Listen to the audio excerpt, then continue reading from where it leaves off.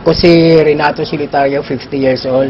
Galing mo akong probinsya, sa Negros Occidental. Kasi doon sa probinsya ko kasi namin, hindi ko kumpleto ng gamit. So pinapapunta ako sa Bacolod. Nung na-confine ako sa probinsya, ang advice ng doktor sa akin, for amputation. Tinawagan ako ng sister ko, baka sakali daw dito sa Maynila, magawan pa ng paraan. 5 years ko na akong dinadala tong sakit na to.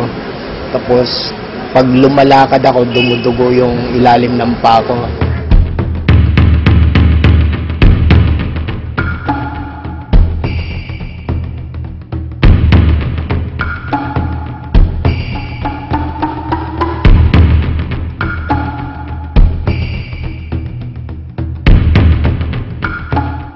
Unti namang nawawala mula nung uminom ako ng herbal eh. Hindi na ako nananakit yung paa ko dati kasi parang laging namamanhid.